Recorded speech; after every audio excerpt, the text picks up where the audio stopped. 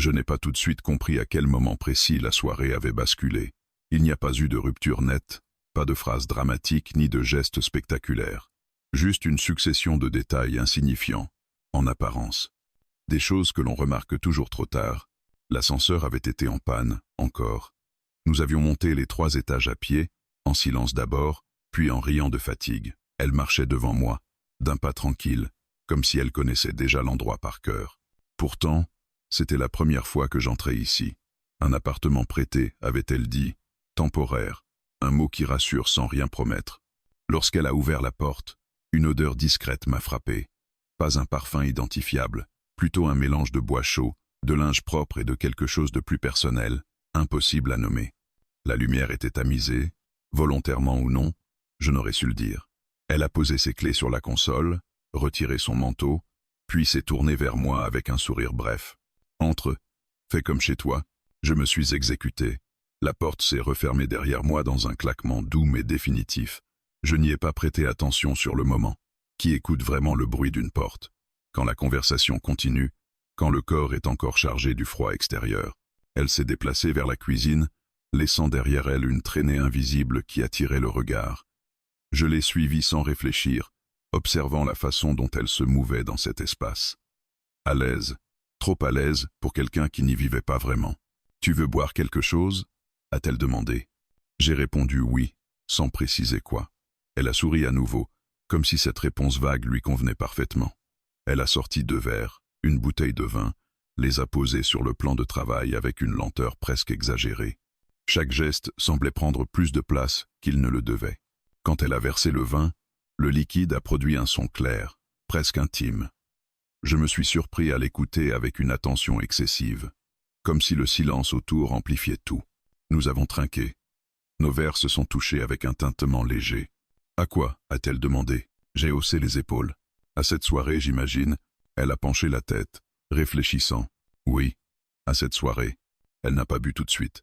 Elle m'a regardé par-dessus le bord du verre, ses yeux fixés sur moi d'une manière qui n'avait rien d'agressif, mais qui n'était pas neutre non plus. J'ai détourné le regard en premier, soudain conscient de la proximité entre nous. Le salon était petit, mais organisé avec soin. Un canapé, une table basse, quelques livres empilés sans ordre apparent. Une lampe diffusait une lumière chaude, projetant des ombres douces sur les murs. Rien d'ostentatoire, rien d'accueillant non plus, juste enveloppant. Nous nous sommes assis, pas trop près, pas trop loin, la distance exacte qui permet toutes les interprétations. Je sentais la chaleur de son corps sans la toucher, une présence tangible, presque physique. « Tu as l'air tendu ?» a-t-elle remarqué. Un peu fatigué. Ai-je répondu. Ce n'était pas faux. Mais ce n'était pas toute la vérité. Il y avait autre chose, une forme d'alerte diffuse que je n'arrivais pas à identifier, comme si une partie de moi savait que quelque chose se jouait ici, maintenant, sans en comprendre les règles. Elle a croisé les jambes. Le mouvement était simple, mais mon regard s'y est accroché malgré moi. Je me suis senti ridicule, aussitôt, comme un adolescent pris en faute par ses propres pensées.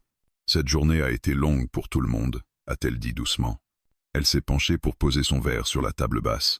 En se redressant, elle s'est retrouvée légèrement plus proche, assez pour que je capte son parfum, plus distinctement cette fois. Une note chaude, presque familière. « Tu sais, tu peux te détendre ici. » La phrase était banale. Le ton, beaucoup moins. Il n'y avait rien d'invitant dans ces mots, et pourtant, tout dans sa façon de les prononcer, semblait ouvrir une porte invisible. J'ai hoché la tête, pris une gorgée de vin. Trop rapidement. Le liquide m'a brûlé légèrement la gorge. J'ai inspiré profondément, comme pour reprendre pied. « Tu viens souvent ici ?» ai-je demandé, pour rompre ce fil tendu. « Pas vraiment. C'est un endroit de passage. » Elle a marqué une pause, puis a ajouté, comme certaines personnes. Je n'ai pas su quoi répondre. Peut-être parce que je ne savais pas si cette remarque m'était destinée. Elle me regardait, toujours, avec cette expression indéchiffrable, mi-amusée, mi-sérieuse. Le silence est revenu, plus dense. Je pouvais presque le sentir peser sur mes épaules. À un moment, j'ai entendu un léger clic métallique, un son discret, mais suffisamment net pour attirer mon attention. « Tu as entendu ?» ai-je demandé. « Quoi donc ?» La porte.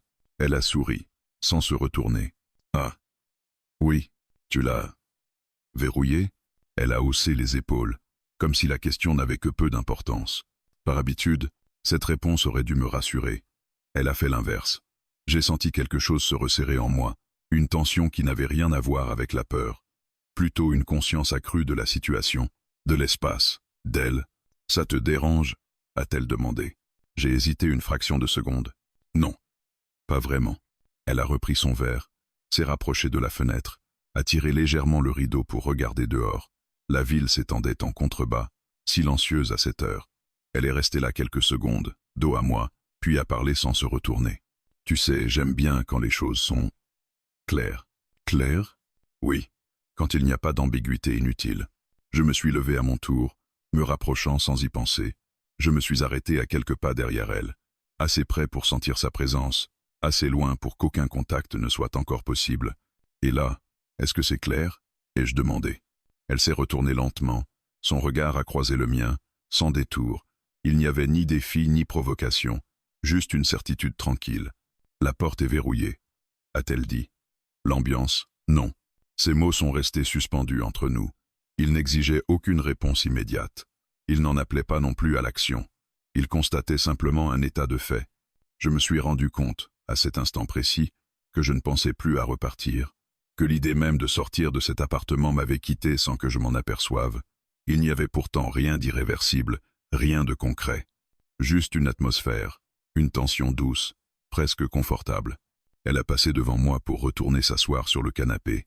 En me frôlant, son bras a effleuré le mien, un contact bref, involontaire en apparence. Ma peau a réagi instantanément, comme si ce simple geste avait été amplifié par tout ce qui n'avait pas été dit. « Assieds-toi », a-t-elle murmuré. Je l'ai fait. Et pendant que nous reprenions place, côte à côte cette fois, j'ai compris que la soirée venait réellement de commencer. Nous sommes restés assis côte à côte sans parler pendant un moment. Pas un silence gêné, non, plutôt une pause volontaire, comme si chacun attendait que l'autre fasse un mouvement de trop, dise un mot de trop.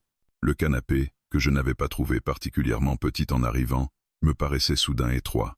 Je sentais son bras à quelques centimètres du mien. Cette distance minuscule suffisait à troubler toute notion de confort. Elle a été la première à bouger. Lentement, sans me regarder, elle a replié une jambe sous elle, modifiant l'équilibre de son corps. Le tissu de sa robe a glissé légèrement, révélant son genou, un détail insignifiant. Pourtant, mon regard s'y est arrêté une seconde de trop. « Tu observes beaucoup », a-t-elle dit, sans tourner la tête. Je me suis raclé la gorge. Je réfléchis. À quoi ? La question était simple. La réponse, beaucoup moins. Ah, l'ambiance, ai-je fini par dire. Un sourire discret a étiré ses lèvres. Elle est particulière, n'est-ce pas ?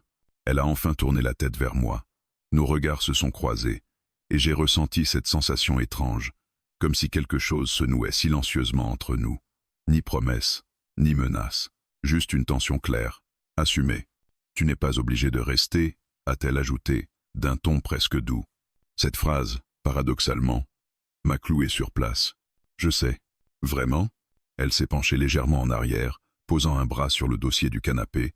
Son corps s'est ouvert, occupant plus d'espace. Une posture détendue, trop détendue pour quelqu'un qui prétend offrir une sortie. Et pourtant, tu es toujours là. Je n'ai pas répondu. Parce qu'elle avait raison.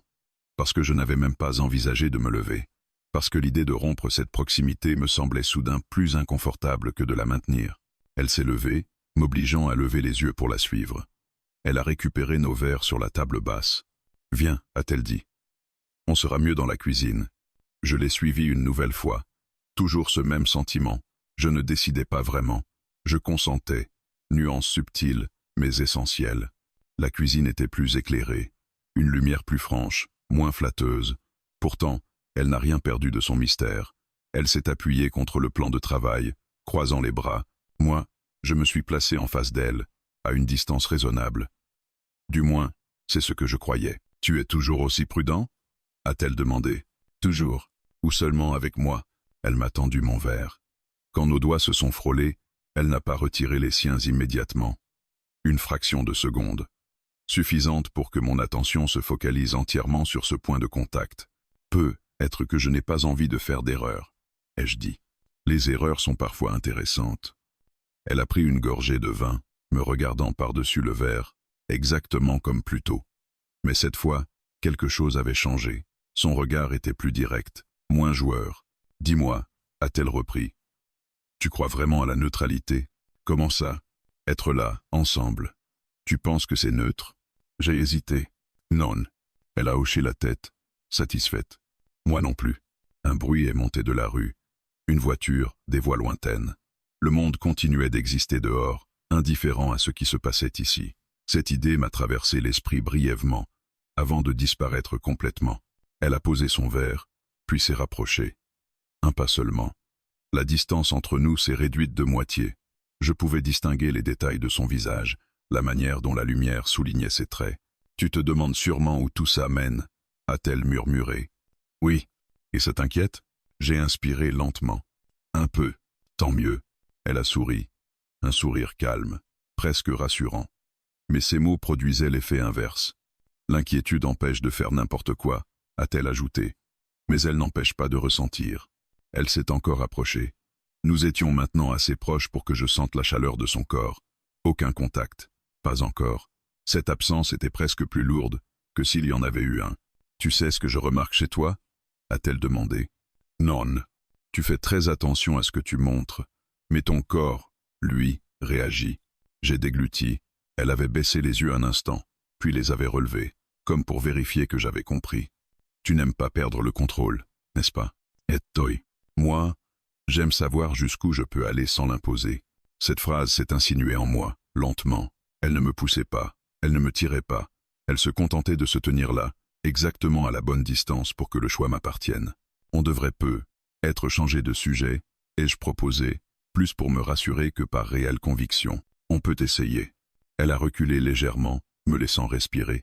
Puis elle a ouvert un tiroir, sorti un couteau, commencé à couper un citron. Le geste était précis, presque hypnotique.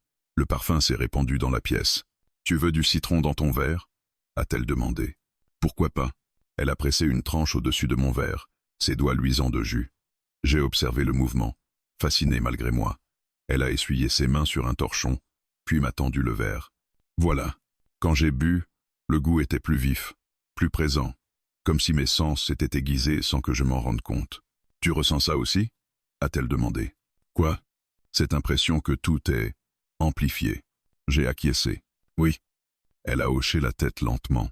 C'est pour ça que j'aime ces moments-là, quand rien n'est encore arrivé, mais que tout est possible.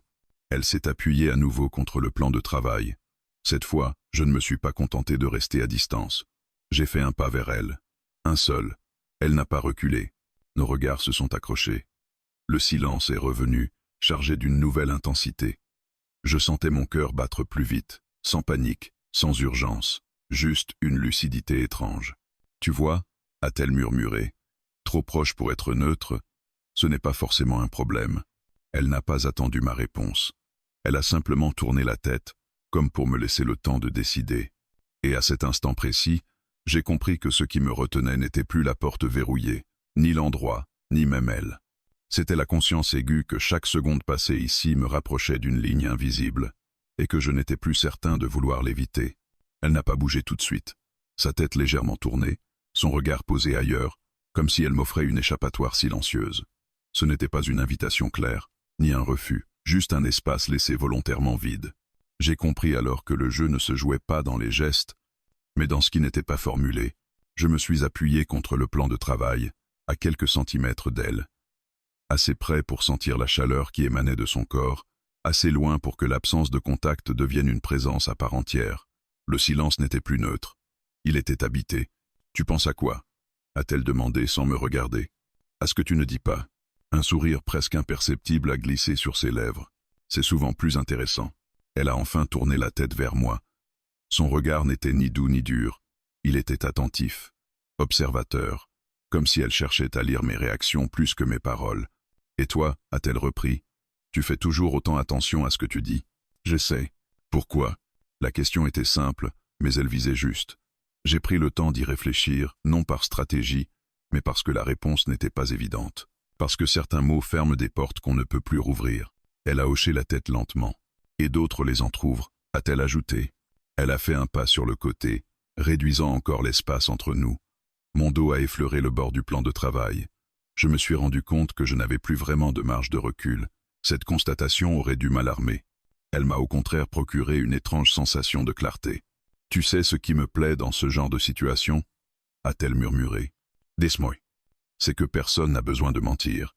Il suffit de ne pas tout dire. » Elle a posé sa main à plat sur le plan de travail, juste à côté de la mienne.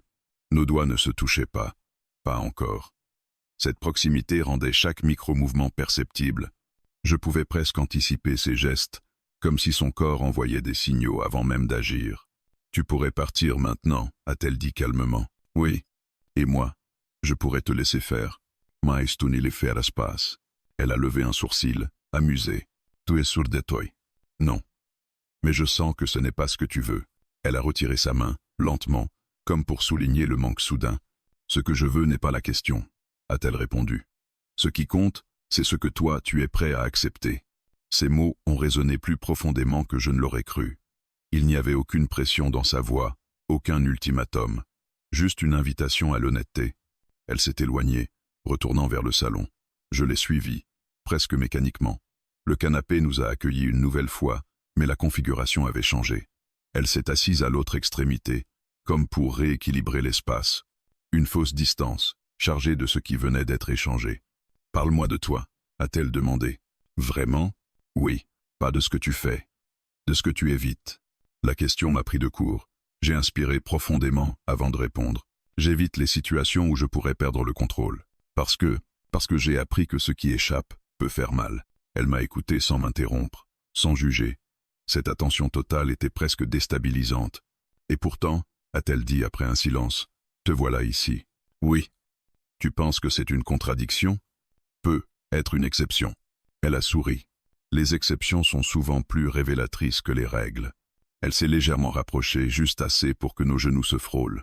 Le contact était bref, presque accidentel. Mais elle n'a pas bougé tout de suite.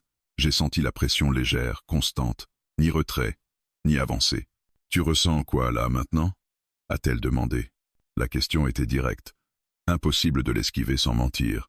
Une tension. Négative? Non. Alors, inconnu. Elle a hoché la tête, satisfaite. L'inconnu fait peur. Mais il attire aussi. Elle a retiré sa jambe, rompant le contact. J'ai ressenti ce manque immédiatement, comme si mon corps s'était habitué à cette présence plus vite que je ne l'aurais imaginé. « Tu sais, a-t-elle repris, beaucoup de gens confondent désir et urgence. Et toi, moi, je préfère la lenteur. » Elle a attrapé son verre, en a bu une gorgée, puis a posé ses yeux sur moi avec une intensité nouvelle. La lenteur permet d'observer, de comprendre, de choisir. Et si le choix devient évident, alors il n'est plus intéressant. Cette phrase m'a frappé par sa franchise. Elle ne cherchait pas à me séduire par des promesses. Elle semblait au contraire poser des limites invisibles, presque plus strictes que celles que j'aurais pu imaginer. « Tu joues avec ça depuis le début ?» ai-je dit. « Avec quoi ? Les silences, les attentes. » Elle n'a pas nié. « Oui. Pourquoi ?» Elle a pris le temps de réfléchir avant de répondre. « Parce que ce sont les seuls moments où les gens se montrent tels qu'ils sont vraiment. » Un silence est retombé, différent des précédents, plus dense, chargé d'une compréhension mutuelle nouvelle. Je n'étais plus simplement un invité dans un appartement verrouillé. J'étais devenu un participant conscient de ce qui se construisait entre nous. Elle s'est levée, s'est approchée de la fenêtre. Les lumières de la ville clignotaient au loin. Elle a posé son front contre la vitre froide un instant, puis a parlé d'une voix plus basse. « Tu sais ce qui se passe quand on laisse trop de choses en suspens ?»« Non. » Elles finissent par réclamer une réponse. Elle s'est retournée vers moi. Son regard était sérieux, presque grave. Et toutes les réponses n'ont pas besoin d'être dites à voix haute. Je me suis levé à mon tour. La distance entre nous s'est à nouveau réduite. Cette fois, je n'ai pas cherché à l'analyser. J'ai simplement accepté cette proximité comme une évidence temporaire. Tu es conscient que ce jeu peut nous dépasser. Ai-je dit? Oui. Et ça ne te fait pas reculer? Non. Elle s'est arrêtée à quelques centimètres de moi. Assez près pour que je sente son souffle. Assez loin pour que tout reste encore possible. Parce que, a-t-elle murmuré, ce n'est pas un jeu de victoire ou de perte. C'est un jeu de lucidité. Je n'ai pas répondu. À cet instant, j'ai compris que ce qui se jouait n'était plus une simple attirance, ni même une tension passagère. C'était une reconnaissance mutuelle. Une conscience partagée que les règles habituelles ne s'appliquaient plus tout à fait. Et tandis que le silence s'installait à nouveau, lourd, mais étrangement apaisant, j'ai su que nous venions de franchir une étape invisible. Rien n'avait été fait. Rien n'avait été dit de définitif. Pourtant, le point de non-retour se dessinait déjà, quelque part entre ses mots retenus et les miens. Nous sommes restés face à face sans bouger, comme si le moindre geste risquait de rompre quelque chose de fragile et de précieux à la fois. L'air semblait plus dense, presque immobile.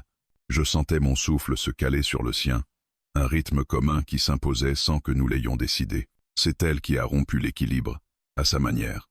Elle a reculé d'un pas, juste un, assez pour recréer un espace, pas assez pour dissiper la tension. « Tu réfléchis trop », a-t-elle dit calmement. « Peut être », ai-je répondu. « Non, certainement. » Elle a esquissé un sourire qui n'avait rien de moqueur, un sourire lucide. Elle savait exactement ce qu'elle faisait en prononçant ces mots. Elle ne cherchait pas à me provoquer. Elle constatait. La réflexion, a-t-elle poursuivi, est utile quand il s'agit d'éviter des erreurs. Mais là, elle a laissé sa phrase en suspens. Ce vide était plus éloquent que n'importe quelle conclusion. Là quoi? Ai-je demandé. Elle s'est détournée, faisant quelques pas dans le salon. Ses mouvements étaient lents, mesurés, comme si elle prenait soin de chaque seconde. Là, tu te retiens, a-t-elle dit sans me regarder. Et cette retenue commence à te peser. Je n'ai pas nié. Il aurait été inutile de le faire. Mon corps, comme elle l'avait déjà remarqué, ne savait pas mentir aussi bien que moi. Tu crois que c'est mal? Ai-je demandé. Non, mais ça devient dangereux. Elle s'est arrêtée près de la table basse, a posé la main dessus, s'y est appuyée légèrement. Cette posture la rendait à la fois accessible et distante. Une contradiction de plus. Dangereux pour qui? Ai-je insisté. Elle a tourné la tête vers moi, son regard accrochant le mien, avec une intensité nouvelle. Pour toi. Et peut être pour moi aussi. Cette franchise m'a désarmé. Il n'y avait pas de menace dans sa voix, pas de drame, juste une vérité exposée sans phare. Tu sais, a-t-elle repris, beaucoup de gens pensent que se retenir est une preuve de maturité, mais parfois, c'est juste une façon élégante de fuir. Ces mots ont résonné longtemps après qu'elle les eut prononcés. J'ai senti une résistance en moi, une envie presque instinctive de me défendre. Puis cette résistance s'est fissurée. Et si je n'ai pas envie de fuir, ai-je dit, alors il faut accepter ce que ça implique. Elle s'est redressée, s'est approchée, pas brusquement, pas avec empressement. Elle a simplement réduit la distance, pas à pas, jusqu'à ce que nous soyons de nouveau trop proches pour faire semblant. Accepter quoi? Ai-je murmuré. Que tu ne contrôles pas tout. Son regard était stable. Aucun défi, aucune impatience. Elle me laissait le temps, mais ce temps lui appartenait autant qu'à moi. Je me suis rendu compte que mes mains étaient crispées, que mes épaules étaient tendues. J'ai expiré lentement, comme pour relâcher quelque chose de profondément ancré. Tu vois, a-t-elle dit doucement, c'est ça que je regarde. Pas ce que tu fais, ce que tu retiens. Elle a levé la main, hésité un instant, puis l'a laissé retomber le long de son corps. Ce geste interrompu avait plus d'impact qu'un contact réel. Il soulignait précisément ce qui n'était pas encore permis. Pourquoi moi? Ai-je demandé soudain. La question m'a échappé avant que je puisse la filtrer. Parce que tu es là, a-t-elle répondu simplement. Parce que tu observes, parce que tu écoutes, et parce que tu pourrais partir, mais tu ne le fais pas. Elle a marqué une pause. Et toi? Pourquoi restes-tu? Je n'ai pas répondu tout de suite. J'ai cherché une raison logique, acceptable. Je n'en ai trouvé aucune qui soit honnête. Parce que je me sens éveillé. Ai-je fini par dire? Un léger sourire a effleuré son visage. C'est souvent le début des ennuis. Elle s'est détournée, s'est dirigée vers la cuisine. Je l'ai suivie, comme si cette trajectoire s'était imposée à moi. Elle a ouvert un placard, en a sorti 2 tasses. Café? A-t-elle proposé. Maintenant? Oui. La nuit est encore longue. Elle a mis de l'eau à chauffer, ses gestes précis, familiers. J'ai observé son profil, la concentration tranquille avec laquelle elle se déplaçait. Rien n'était précipité, rien n'était laissé au hasard. Tu sais, a-t-elle dit en dosant le café, la retenue peut être une forme de pouvoir, mais elle peut aussi devenir une prison. Et toi, tu n'as pas peur de perdre le contrôle? Ai-je demandé. Elle a souri, sans se retourner. Si. Bien sûr que si. Elle s'est tournée vers moi, tasse en main. La différence, c'est que je n'essaie pas de l'éviter à tout prix. Elle m'a tendu la tasse. Nos doigts se sont touchés, cette fois sans ambiguïté. Le contact a été bref, mais il a provoqué une réaction immédiate, presque électrique. Elle ne s'est pas retirée tout de suite. Elle a soutenu ce contact. Quelques secondes de trop. Voilà, a-t-elle murmuré. C'est ça, le danger. Elle a lâché ma main, s'est éloigné légèrement. Je suis resté là, la tasse chaude entre les doigts, conscient que quelque chose venait de changer. Pas extérieurement, intérieurement. Tu pourrais encore faire marche arrière, a-t-elle dit, en s'appuyant contre le plan de travail. Et toi? Moi aussi. Mais tu ne lui fais l'espace. Ce n'était pas une question. Elle a incliné la tête, reconnaissant la justesse de mes mots. Non.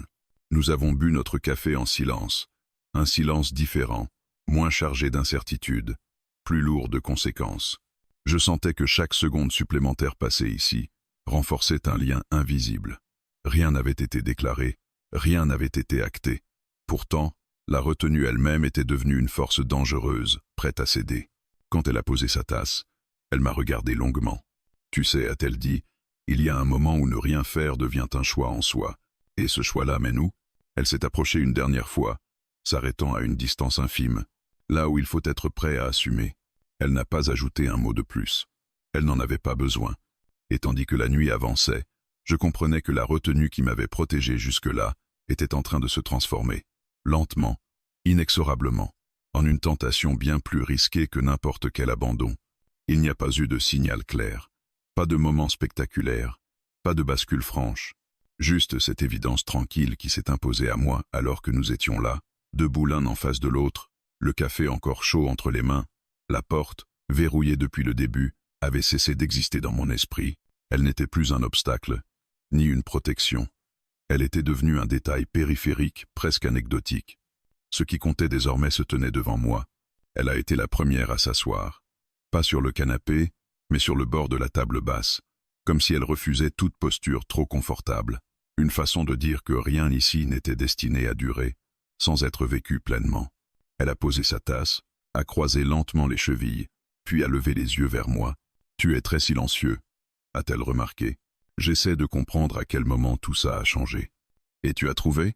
J'ai réfléchi un instant. « Oui. » Quand j'ai arrêté d'essayer de l'expliquer, elle a souri, mais ce sourire n'avait plus rien de joueur. Il était calme, presque tendre. C'est souvent là que les choses deviennent réelles. Je me suis approché à mon tour, me plaçant à quelques pas d'elle. Je n'avais plus cette hésitation nerveuse des heures précédentes, pas parce que la tension avait disparu, mais parce que je cessais enfin de lutter contre elle. Tu sais, ai-je dit, je pensais que le plus difficile serait de franchir une limite. Et maintenant, je crois que le plus difficile, c'est d'accepter que je l'ai déjà fait. Elle a incliné la tête, attentive. La plupart des limites importantes ne sont pas visibles, a-t-elle répondu. Elles se déplacent à l'intérieur. Elle s'est levée, lentement, et a fait quelques pas vers la fenêtre. Le mouvement était fluide, maîtrisé. Elle a tiré légèrement le rideau, laissant entrer la lumière diffuse de la ville. Son reflet s'est superposé à la vitre, créant une image double, presque irréelle. « Tu vois cette ville ?» a-t-elle demandé. « Toutes ces fenêtres allumées ?» Oui. Derrière chacune, il y a des gens qui pensent avoir le contrôle, et d'autres qui savent qu'ils l'ont perdu depuis longtemps. Elle s'est tournée vers moi. La question, ce n'est pas de savoir dans quel groupe tu te situes. C'est de savoir si tu es prêt à regarder ça en face. Je me suis approché encore. Nous étions maintenant à quelques centimètres l'un de l'autre. Assez près pour que la moindre hésitation soit perceptible. Assez loin pour que rien ne soit encore irréversible. Je ne me suis jamais senti aussi présent, ai-je dit. C'est parce que tu ne fuis plus, a-t-elle murmuré. Elle a levé la main. Cette fois, elle n'a pas hésité. Ses doigts ont effleuré mon poignet, puis se sont posés là, simplement. Le contact était léger, presque prudent, mais il était réel, indéniable. Je n'ai pas bougé, je l'ai laissé faire. J'ai senti la chaleur de sa peau, la pression subtile de ses doigts. Ce geste, si simple, contenait tout ce que les heures précédentes avaient préparé. « Tu sais ce qui est étrange ?» a-t-elle dit doucement. « Ce n'est pas le contact qui change tout. » Alors quoi? Le fait qu'on ne le redoute plus. Elle a retiré sa main, mais cette fois, l'absence n'a pas créé de vide douloureux.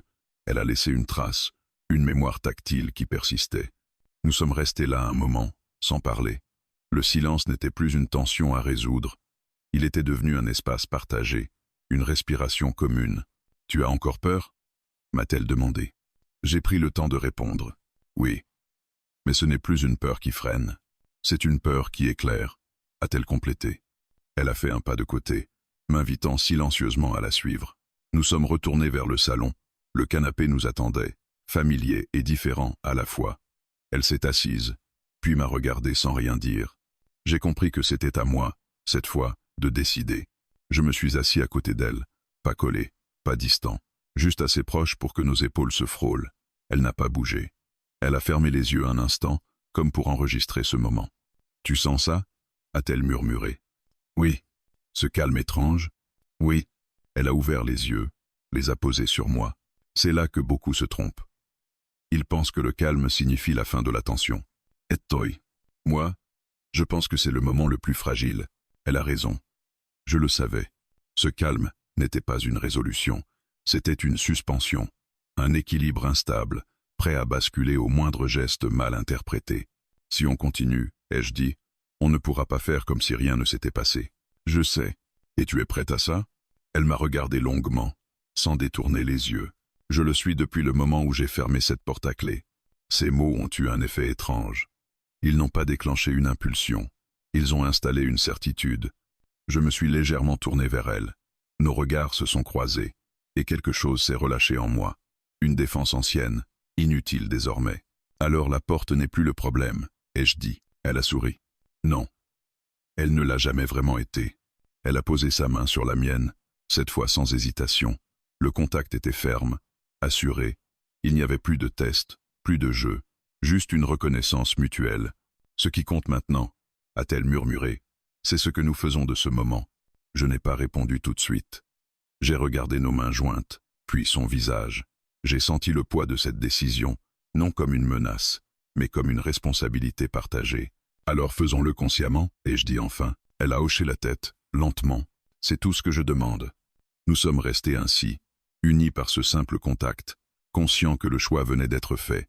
Pas dans la précipitation, pas dans l'aveuglement, mais dans cette lucidité rare où l'on accepte pleinement ce qui est en train de naître. Et tandis que la nuit avançait, silencieuse complice, je savais que le plus intense n'était pas ce qui venait de se produire, mais ce qui nous attendait juste après.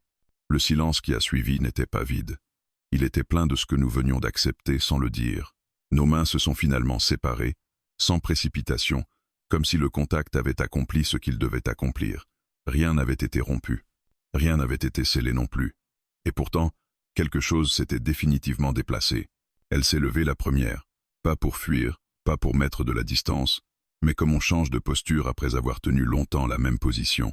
Elle a ramassé les tasses vides, les a posées dans l'évier. Le bruit de la porcelaine contre l'inox a résonné doucement dans l'appartement. « Tu veux de l'eau » a-t-elle demandé, presque normalement. Cette normalité nouvelle m'a surpris. Elle n'effaçait rien. Elle réorganisait simplement l'espace après l'intensité. « Oui » ai-je répondu. Elle a rempli 2 verres, m'en a tendu un. Nos doigts ne se sont pas touchés cette fois, et ce détail n'avait rien de décevant. Il était juste. Nous avons bu en silence. Puis elle s'est appuyée contre le plan de travail, croisant les bras, m'observant avec une attention calme. « Tu penses à quoi » a-t-elle demandé. « À ce que ça change, ai-je dit honnêtement. Et ça change quoi » J'ai réfléchi.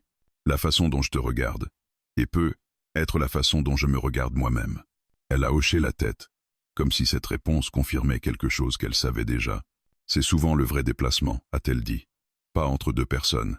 À l'intérieur, elle s'est détachée du plan de travail et s'est dirigée vers la porte d'entrée. Mon regard l'a suivie, instinctivement. Elle s'est arrêtée devant, a posé la main sur la serrure, pas pour l'ouvrir, juste pour la sentir. Tu sais, a-t-elle dit sans se retourner, beaucoup de gens pensent que verrouiller une porte, c'est contrôler ce qui se passe à l'intérieur. Elle a marqué une pause. Mais en réalité, ça ne fait que révéler ce qui était déjà là. Elle a tourné la clé. Le cliquetis a résonné clairement dans le silence retrouvé. La porte n'était plus verrouillée. Voilà, a-t-elle ajouté. Maintenant, tu peux partir quand tu veux. Je me suis approché lentement. Je me suis arrêté à quelques pas d'elle. Et toi ? Ai-je demandé. Moi aussi. Cette possibilité ouverte n'a rien dissipé.